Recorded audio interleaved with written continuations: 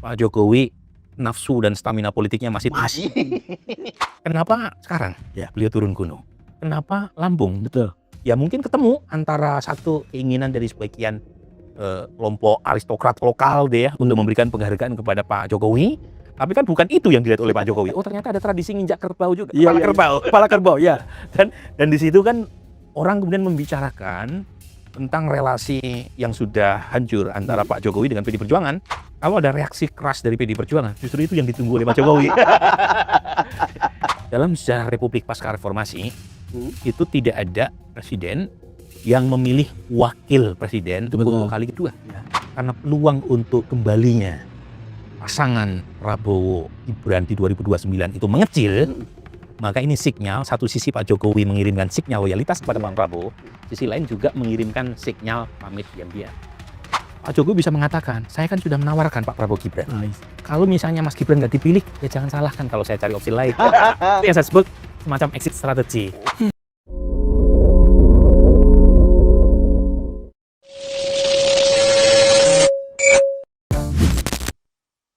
Kawan tutur dulu katanya mau pulang ke Solo, mau cucu, menikmati masa pensiun. Tapi yang terjadi justru sebaliknya.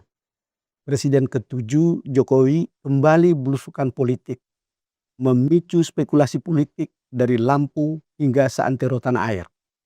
Apakah Jokowi sedang menyiapkan panggung untuk Wapres Gibran atau membesarkan partai gajah PSI yang kini dipimpin Kaisang si adik Gibran? Atau justru memberi sinyal perang baru menuju 2029?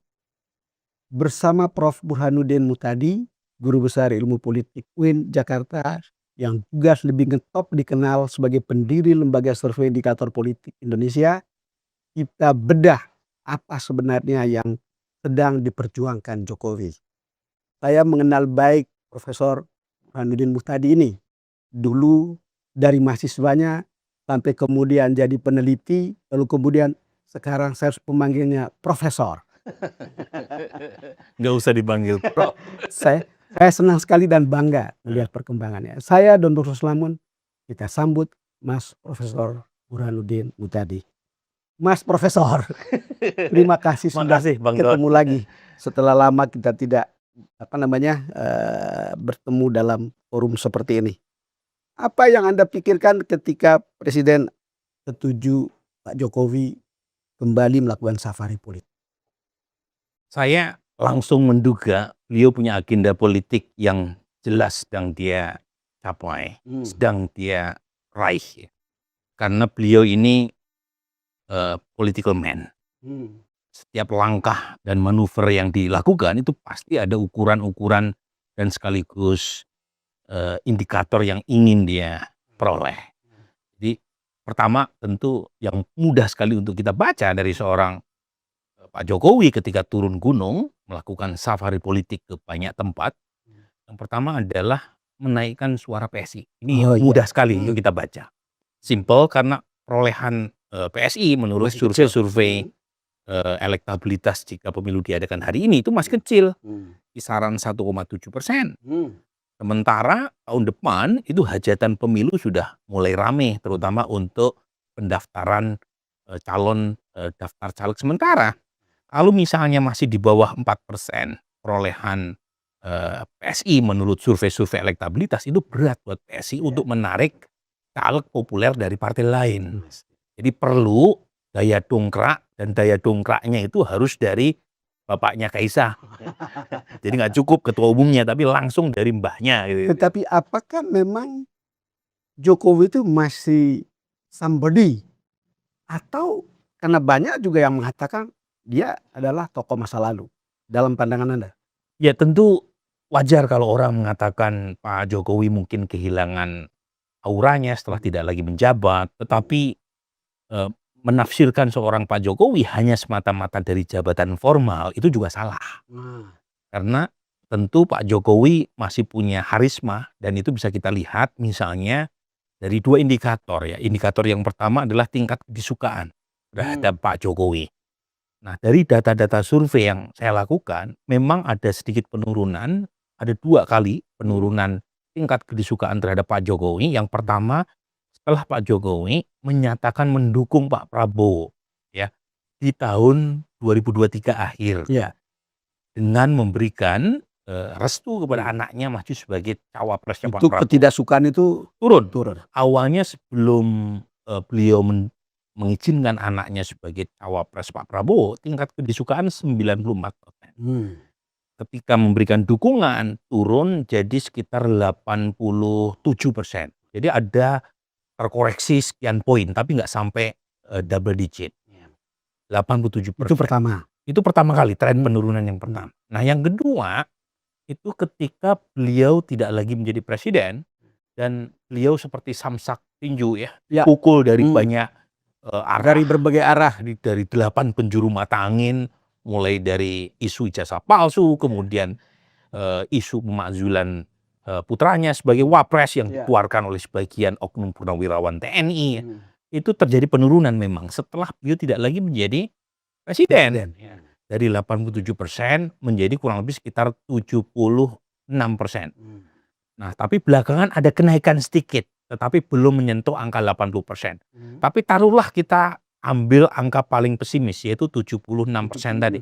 Itu juga masih tinggi. Itu tetap masih tinggi itu ya? Itu masih tinggi untuk ukuran presiden yang sudah tidak lagi punya power secara formal. Tetapi beliau masih punya power secara sosial, elektoral. Dari mana basis beliau? Dari wilayah-wilayah seperti Jawa Tengah, Jawa Timur, kemudian basis-basis non-muslim. Ya, itu masih kuat yang menjadi loyalis Pak Jokowi. Dan apa indikatornya? Simpel. Waktu Pilkada serentak 2024, Pak Jokowi bukan lagi presiden, tetapi fatwanya secara politik itu mengantarkan banyak calon gubernur, calon kepala daerah yang diusung oleh banyak partai tentu saja, tetapi yang mendapatkan restu dari Pak Jokowi unggul. Yang paling monumental adalah Jawa Tengah, Pak Lutfi. Pak Lutfi itu sebelum mendapatkan endorsement terbuka oleh Pak Jokowi, itu udah hampir disalib oleh Andika. Ya, bayangkan Pak Lutfi didukung oleh banyak partai, termasuk partainya Presiden Prabowo, tetapi trennya turun sebelum Pak Jokowi kampanye 5 kali di masa kampanye terbuka buat Lutfi. Dan itu yang menjelaskan akhirnya Lutfi menang dengan suara cukup telak melawan Andika. Dan kalau kita ikuti, tadi kan Anda menyinggung bagaimana seorang Jokowi itu jadi samsak. Terakhir itu soal ijazah palsu. Tapi saya ingat dulu ketika maju sebagai gubernur, lalu kemudian periode pertama, kan banyak kritik tentang Jokowi, kan orang bicara dia itu PKI, dia itu Cina dan seterusnya. Tapi itu tidak mengurangi keterpilihannya, bukan? Ya bahkan pada titik tertentu malah menjadi berkah elektoral ya buat Pak Jokowi kan. Kenapa? Terutama kelompok minoritas yang merasa Pak Jokowi dikuyok-kuyok karena atribusi dan tuduhan primordial kan. Tapi poin saya adalah memang Pak Jokowi sudah berhasil menancapkan satu pengaruh elektoral di kelompok tertentu yang sedikit banyak beririsan dengan basis PD Perjuangan. Nah, ini menarik nih karena ada overlapping basis kultural elektoral yang membuat hubungan kedua pihak ini menjadi makin memanas. Karena kita tahu Pak Jokowi ketika mendukung Prabowo Gibran itu trade off-nya mahal. Beliau berpisah, bahkan dipecat dari partai lamanya PD Perjuangan, dan saat yang bersamaan kantong-kantong pendukung Pak Jokowi itu juga kantong-kantong PD Perjuangan. Nah, ini jadi nanti ada pertarungan menjelang 2029, pertarungan babak kedua, yaitu pertama kan sudah terjadi PD Perjuangan mendukung Ganjar, dan kemudian Pak Jokowi mendukung Prabowo Gibran, Pak Jokowi yang menang. Kemudian zaman pilkada Pak Jokowi juga sekali lagi menang melawan PD Perjuangan, terutama di basis-basis PD Perjuangan seperti Jawa Tengah dan Sumatera Utara. Ya, meskipun 2024 kemarin sebenarnya pemenang pemilunya sudah bukan lagi PD Perjuangan, tapi Golkar ya. Dan jangan lupa Bang Don, 2024 waktu pilkada serentak itu Pak Jokowi sudah bukan lagi sebagai presiden. Nah, nanti itu ada ujian yang ketiga, yaitu antara PSI dengan PD Perjuangan. Nah, ini pertarungan saya sebut dengan istilah pertarungan 2M. Oh, Apa itu 2M? M yang pertama man. Nah, Pak Jokowi karena Iya, iya, dia Heeh. mengandalkan pada kekuatan popularitas personal, Oke. man. Heeh. M yang kedua machine. Oh, Itu mesin. partai. Heeh.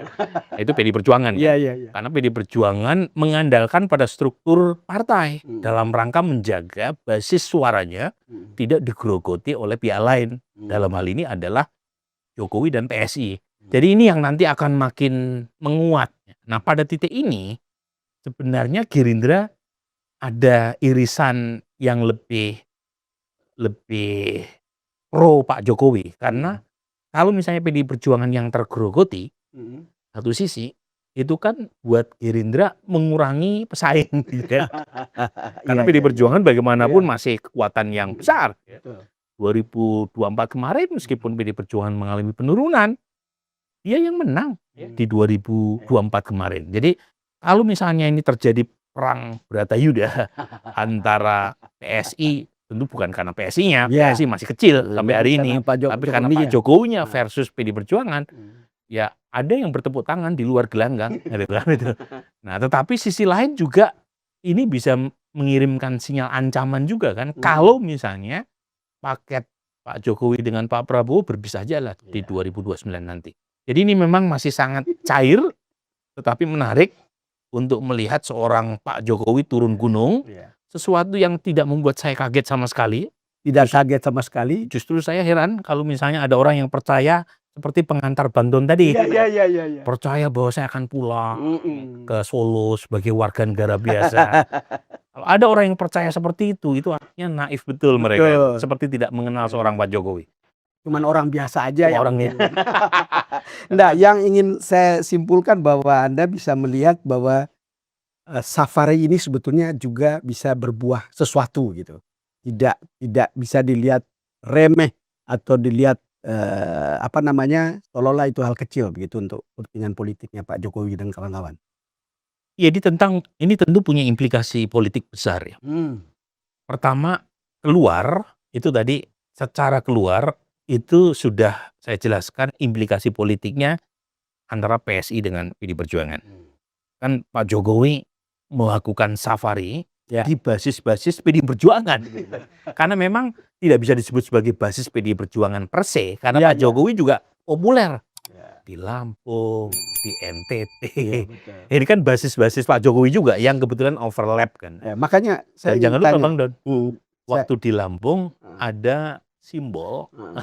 Saya ingin Anda baca simbol itu. Simbol itu. Pertama, kenapa di Lampung? Kedua, simbol menginjak kepala kerbau itu. Anda Nah, kan itu pinter sekali baca simbol.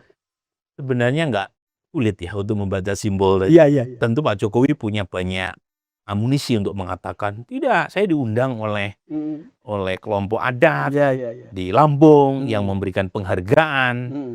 Dan kemudian mereka juga punya simbol menginjak kepala kerbau, Iya. bagian dari tradisi yang kultural yang wajib saya hormati. Dia pasti punya banyak Ada cara alasan untuk ngeles lagi gitu kan. Tetapi kan dalam politik nggak ada yang sekebetulan itu. Betul. Jadi Ini bukan sebuah kebetulan. iya, politik itu terlalu mewah untuk kita begitu mudah percaya terhadap kebetulan-kebetulan. Iya, iya, iya. Jadi kebetulan yang pertama adalah soal waktu. Ya. Kenapa sekarang Ya. beliau turun gunung? Kebetulan yang kedua, kenapa Lampung? Betul. Ya kan? Kan dia bisa melakukan kunjungan jauh-jauh hari yang lalu. Iya. Dan dia bisa melakukan kunjungan ke tempat lain, gitu kan? Nah, mungkin Bacaan Anda gimana? mungkin ketemu antara satu keinginan dari sebagian kelompok aristokrat lokal deh ya, untuk memberikan penghargaan kepada Pak Jokowi. Tetapi mungkin wah ini ternyata kelompok aristokrat lokal gitu tadi, kerajaan lama yang kita tahu sebenarnya efeknya secara elektoral juga udah meredup gitu ya. Tapi kan bukan itu yang dilihat oleh Pak Jokowi. Oh, ternyata ada tradisi nginjak kerbau juga, kepala kerbau. Ya. Dan di situ kan orang kemudian membicarakan tentang relasi yang sudah hancur antara Pak Jokowi dengan PD Perjuangan, dan bukan hanya Pak Jokowi secara personal tapi juga keluarga besarnya. Karena menantunya juga dipecat, kemudian putranya Wapres Gibran juga dipecat dari PD Perjuangan kan. Iya. Jadi ini seperti mengingatkan pertarungan lama yang tadi saya sebut, mulai dari Pilpres, kemudian Pilkada 2024 dan sekarang. Nah, saya menduga, ini saya menduga, kalau ada reaksi keras dari PD Perjuangan, justru itu yang ditunggu oleh Pak Jokowi. Dan itu terlihat kan, ingat nggak waktu 2024? Waktu 2024, ketika Pak Jokowi memberikan restu kepada anaknya maju bersama Pak Prabowo, Pak Jokowi defensif. Ya. Dia tidak melakukan counter terhadap serangan bahkan dari PD Perjuangan sendiri. Dan saya ingat Sekjen PD Perjuangan itu sehari 5 kali lebih mengeluarkan statement mengecam tindakan Pak Jokowi. Betul. Ya kan? Jadi dan kecaman itu justru malah memberikan informasi kepada basis Pak Jokowi bahwa Pak Jokowi sudah tidak bersama PD Perjuangan. Itu sebuahnya announcement lah. Itu kan seperti membantu Betul. Pak Jokowi untuk mengeluarkan narasi bahwa saya tidak lagi bersama mereka. Buktinya apa? Kita diserang terus. Padahal soal diserang sama siapa yang menyerang dalam politik kan sering tidak jelas. Itu gak ada. Jadi sepertinya Serangan bisa dikapitalisasi. serangan justru buat Pak Jokowi malah menjadi kapital elektoral. Dan itu sudah terbukti. Bukan hanya waktu Pilpres saja. Waktu pertama kali beliau maju sebagai gubernur Jakarta, Rhoma Irama, itu kan mengeluarkan serangan primordial keras sekali, tapi malah menang. Gitu kan. 2014, ketika melawan Pak Prabowo ada banyak sekali serangan-serangan politik. Justru serangan itu malah membantu menaikkan popularitas Pak Jokowi. Nah, sepertinya PD Perjuangan belakangan itu mulai membaca. Makanya ada banyak manuver Pak Jokowi yang coba tanda kutip ya, di encourage supaya PD Perjuangan memberikan respon seperti yang dulu pernah PD Perjuangan berikan respon kepada Pak Jokowi, itu tidak ditanggapi. PD Perjuangan menyebutkan istilah provokasi. Tapi provokasi itu tidak ditanggapi oleh PD Perjuangan. Itu seperti, kalaupun ada yang menanggapi, itu bukan kelompok mainstream di PD Paling Perjuangan. tidak melalui statement itu Jokowi tidak pernah mengeluarkan statement ketika teman-teman dari PDI mengatakan itu provokasi. Iya, jadi artinya kan kedua belah pihak ini mencoba untuk hati-hati gitu ya. Jadi ibarat ini kan lagi rame Piala Dunia ya. Jadi ibarat pertandingan dua klub, tim besar ini itu masing-masing masih menjaga, masih terlalu hati-hati, masih belum terlalu banyak melakukan penetrasi dan agresi ke gawang lawan. Jadi masih menjemukan karena memang dua-duanya belum mau terpancing ya untuk terjun dalam gelanggang pertempuran yang terbuka gitu. Gini, saya bicara dengan beberapa politisi belakangan ini. Orang melihat, tadi Mas Burhan bilang pilihan waktu, kenapa sekarang? Kenapa di Lampung? Tapi saya ingin untuk mengatakan kenapa sekarang. Orang bicara tentang bagaimana beberapa masalah yang begitu riuh di Indonesia ini, di negara kita ini, atas kebijakan Pak Prabowo. Kebijakan sebenarnya bagus, tetapi pelaksanaannya kan dipersoalkan, apa MBG, apakah koperasi desa, lalu kemudian menimbulkan, misalnya katanya itu menimbulkan ketidakpuasan itu meningkat atau kepuasan terhadap Prabowo itu menurun. Saya tidak tahu angkanya, tetapi kemudian itu seolah menjadi amunisi juga bagi seorang politisi sekelas Jokowi untuk mengatakan kita jalan deh safari kemana-mana gitu. Mumpung saat-saat seperti ini ketika orang melihat situasinya begini, begitu dia muncul lalu orang bilang enakan zamanku toh, kira-kira gitulah. Makanya dia mulai safari sekarang begitu. Seberapa benarnya ini Mas? Saya kira tafsir politik semacam itu nggak terelakkan ya. Saya sendiri tidak merilis survei, tetapi ada anggota Persepi yang merilis survei Indopol yang memang menunjukkan penurunan popularitas presiden.